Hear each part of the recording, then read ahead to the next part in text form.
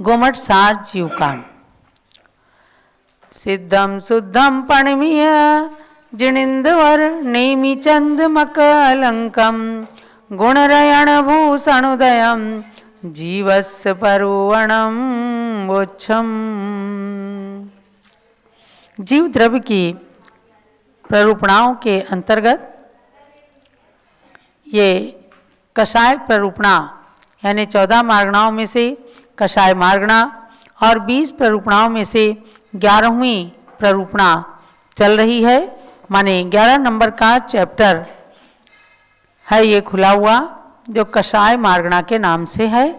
हमने आपको कषाय का लक्षण बताया और कषाय तो सब लोग ही जानते हैं, आत्मानं कसति इति कषायः। तो जो आत्मा को अनादिकाल से संसार के अंदर बंधन में बांधकर रखती है, उसे कहते हैं कषाय। तो आपने कषाय के 4 भेद जाने, क्रोध, मान, माया, लोभ और अनंतानुबंधी अप्रत्याख्यानावरण, प्रत्याख्यानावरण और संज्वलन। ये 4 भेद होते हैं। चारों कषाय 4 प्रकार की होती हैं, इसलिए कषाय के 16 भेद हो गए। अब आगे हम चलते हैं 90 नंबर की गाथा में, जो बता रही है गाथा कि शक्ति की अपेक्षा क्रोध के 4 भेद कौन से हैं। चारों कषायों को इस तरह बताएंगे तो आप स्वयं ही निर्णय कर सकेंगे कौन सी कषाय हमारे लिए करने योग्य है और कौन सी कषाय त्याग करने योग्य है। चलिए पढ़ते हैं। सिलपुड़ विभेद धूली धूली, सिलपुड़ विभेद धूली, सिलपुड़ विभेद धूली, सिलपुड़ विभेद धूली। जलराई समाणो हवे को हो, जलराई समाणो हवे को हो। नारय तिरिय नरामर, नारय तिरिय नरामर। गई सुपायो कमसो, गई सु उपायो कमसो। सामूहिक रूप में गाथा पढ़िएगा। सिलपुड़ विभेद धूली, जलराय समाणो हवे को, नारय तिरिय नरामर, गई सुपायो कमसो। शिला पृथ्वी भेद धूली, जलराजि समान को भवेत क्रोधा, नारक तिर्यक नरामर गतिश उत्पादः क्रमशः। बहुत सारी बातें इस एक गाथा के अंदर आचार्य देव ने कह दिया कि सबसे पहली कषाय है क्रोध। तो क्रोध कषाय 4 प्रकार से क्या बतलाती है, 4 प्रकार की उसकी शक्ति है। जानिएगा कि क्रोध 4 प्रकार का है। एक है पत्थर की रेखा के समान, एक है पृथ्वी की रेखा के समान, और तीसरा क्रोध है धूलि की रेखा के समान, चौथा है जल की रेखा के समान। माने अनंतानुबंधी क्रोध जो 6 महीने से ऊपर जाता है और अनंत अनंत भव का बंधन कराने वाला है, वह क्रोध पत्थर की रेखा के समान होता है। माने पत्थर में कोई रेखा खींच दीजिए तो उसको मिटाना बहुत कठिन होता है। तो पत्थर की रेखा के समान क्रोध को कभी नहीं करना। और दूसरा क्रोध है अप्रत्याख्यानावरण क्रोध, उसको पृथ्वी की रेखा के समान कहा है। पृथ्वी पर भी रेखा खींचे तो बड़ी मुश्किल से मिटती है। ऐसा 6 महीने तक, 15 दिन के बाद 6 महीने तक जो क्रोध का काल रह जाता है, मन के अंदर क्रोध की अग्नि धधकती रहती है, उसको पृथ्वी की रेखा के समान अप्रत्याख्यानावरण क्रोध के नाम से बताया गया है। तीसरी है धूली रेखा के समान, माने प्रत्याख्यानावरण कषाय। माने 15 दिन के अंदर अंदर जो कषाय रहती है उसके बाद खत्म हो जाती है, तो उसको धूली रेखा के समान, धूल में रेखा खींची, फिर उसे जरा सा हाथ से ऐसे करेंगे तो मिट जाएगी, या वहाँ कोई चलेगा तो धूल पर वो रेखा खत्म हो जाएगी। ऐसे ही क्रोधी व्यक्ति 15 दिन तक क्रोध करता है सामने वाले के प्रति, और फिर कुछ कुछ सोच करके और वह अपने सम्यक दर्शन के बल पर उस क्रोध को समाप्त करता है। 15 दिन के बाद उस कषाय को समाप्त कर देता है। तो धूलि की रेखा के समान शक्ति वाली बताई। और चौथा जल की रेखा के समान। जल की रेखा क्या है? जल में यूं रेखा खींची तुरंत खत्म। ऐसी संज्वलन कषाय है, माने संज्वलन क्रोध, यानी आया तो जोर से क्रोध गुस्सा, लेकिन तुरंत एकदम मिच्छा में दुक्कडम, मैंने क्रोध किया वो मेरा सब दुष्कृत मिथ्या हो जाए।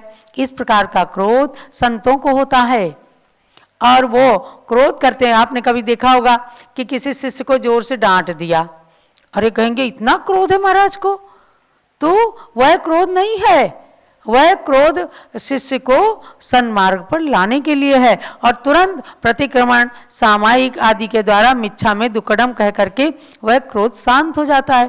तो जल की रेखा के समान संज्वलन क्रोध होता है।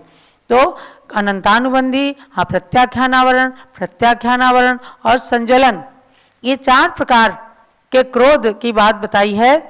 तो इनकी शक्तियां बताई हैं और फिर कहा कि नारय तिरय नरामर गईस उपायो कमसु। आपको जानना है कि ये चारों प्रकार का क्रोध जो है क्रम से नरक में ले जाता है और तिर्यंच गति में, यानी अनंतानुबंधी क्रोध जिसके होता है वो नरक चला जाता है। अनंत अनंत बंध के बंधानुबंध करता रहता है, किसी के प्रति क्रोध की कषाय बांध ली, फिर वो किसी तरह भूल ही नहीं पाता, तो इससे नरक जाते हैं। और अप्रत्याख्यानावरण कषाय तिर्यंच गति में ले जाता है और प्रत्याख्यानावरण कषाय मनुष्य गति में, और संज्वलन कषाय से देव गति में जीव उत्पन्न होते हैं। यानी मुख्यता से बताया, और बाकी सभी लोग सब गतियों में भी जा सकते हैं, ऐसी बात नहीं है, देव दुर्गति आदि में भी चले जाते हैं।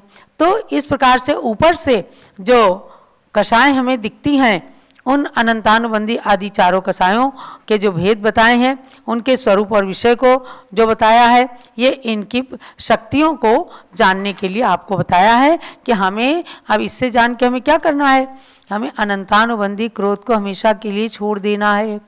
चाहे किसी प्रकार से कैसा ही क्रोध उत्पन्न होने का क्षण आ जाए, लेकिन तत्काल ही हमें भगवान पार्श्वनाथ का उदाहरण ध्यान देना है, हमें आचार्य शांति सागर महाराज का उदाहरण ध्यान देना है। अगर भगवान पार्श्वनाथ क्रोध के बदले में अपने क्रोध को ही प्रदर्शित करते तो कभी भी वो भगवान नहीं बन पाते।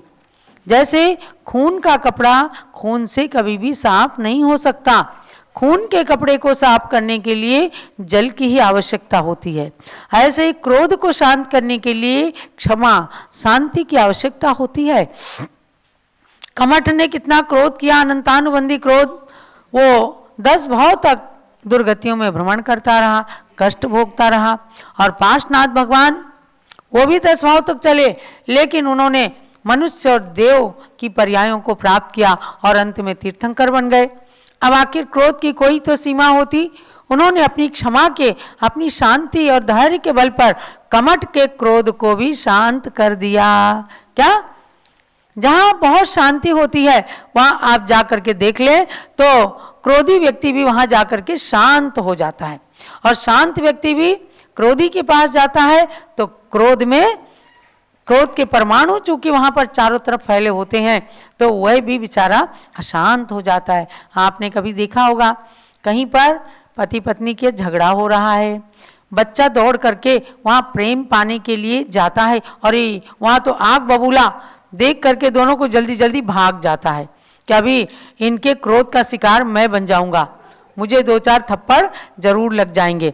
यानी उस क्रोध की स्थिति में बच्चा भी उस जगह टिकना नहीं चाहता, और शांति के परमाणु में जहाँ संत तपस्या करते हैं वहाँ तिर्यंच भी जा करके अपने क्रोध को, अपने हिंसक परिणामों को छोड़ करके शांत हो जाते हैं। इसीलिए आप देखते हैं जिनेंद्र भगवान के समोसरण में गाय और शेर एक घाट पानी पीते हैं। ये किसका उदाहरण है?